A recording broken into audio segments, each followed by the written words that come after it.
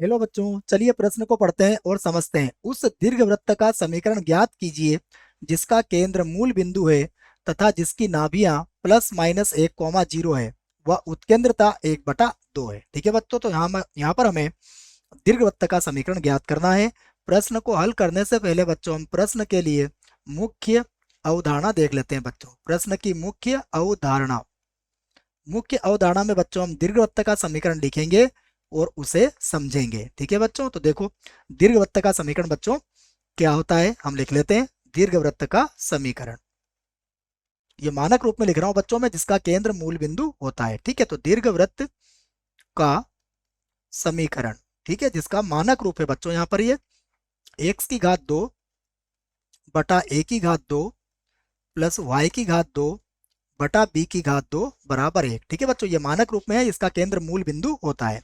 तो देखो बच्चों, इस दीर्घवृत्त में हमें कुछ पता होना चाहिए, वही मैं यहाँ पर लिख रहा हूँ। देखो सबसे पहले तो बच्चों इसकी नाभियां क्या होती है, देखो तो इसकी नाभियां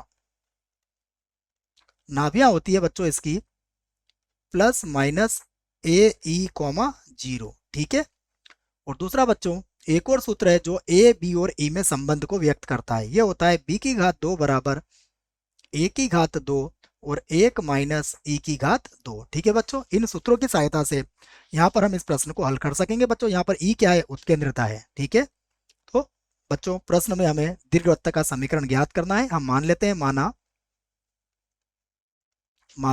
दीर्घवृत्त का समीकरण, दीर्घ वृत्त का समीकरण, ठीक है बच्चों, मानक रूप में ही मानना पड़ेगा क्योंकि इसका केंद्र मूल बिंदु है। तो x² बटा a² y² बटा b² बराबर 1। ये हमने दीर्घवृत्त का समीकरण मान लिया है बच्चों। अब देखो हमें यहाँ पर नाभियां दी हुई है और उत्केंद्रता भी दी हुई है। ठीक है, तो हम लिख लेते हैं यहाँ बच्चों उत्केंद्रता ई का मान कितना दिया हुआ है, 1/2 है। ठीक है बच्चों, तथा नाभियां दी हुई है बच्चों, उसे भी हम लिख लेते हैं। नाभियां नाभियां हमें दी हुई है, देख लेते हैं बच्चों। नाभियां हमारे पास है प्लस माइनस 1,0, प्लस माइनस 1,0। ये नाभियां है बच्चों, हमें पता है नाभियां क्या होती है, प्लस माइनस a,0। तो हम लिख सकते हैं अतः अतः ए ई बराबर कितना दिया हुआ है, हमें 1 दिया हुआ है बच्चों। ठीक है, तो आप देखो बच्चों हमें ई का मान तो दिया हुआ है, तो हम यहाँ से मान निकाल सकते हैं ए का। तो अब देखो बच्चों ए गुणा ई का मान कितना है हमारे पास, 1/2 बराबर कितना हो जाएगा, 1। तो ए बराबर कितना हो गया, ए बराबर हो गया हमें हमारे पास 2। तो ए का मान तो प्राप्त हो गया। अब हम जानते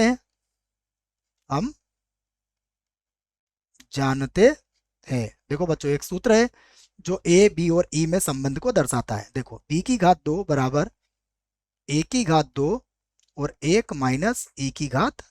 तो यहां से हम b⁻², a⁻² मतलब क्या होगा, 2⁻² हो जाएगा, 1 माइनस e⁻² अर्थात 1/4 हो जाएगा ये।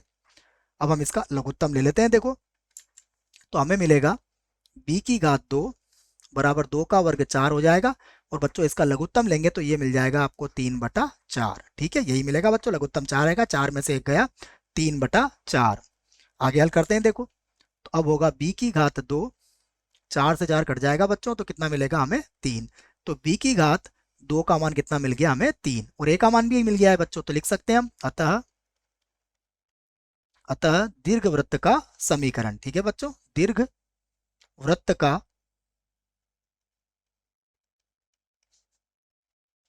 वृत्त का समीकरण, जिसको हमने समीकरण नंबर 1 में लिख लिया था बच्चों। देखो क्या होगा, ये होगा x⁻² बटा a का मान कितना था बच्चों, a का मान था 2, तो ये बनेगा 2⁻², 2⁻², प्लस y⁻² बटा, देखो b⁻² का मान कितना है बच्चों, 3 है यहाँ पर, और बराबर कितना हो जाएगा, 1। तो इसी समीकरण को ऐसे भी लिख सकते हो, x⁻² बटा 4 प्लस y⁻² बटा है 3 और बराबर 1। तो यही बच्चों हमारे प्रश्न का उत्तर होगा। आशा करता हूं बच्चों आपको इस प्रश्न का उत्तर समझ में आया होगा। धन्यवाद।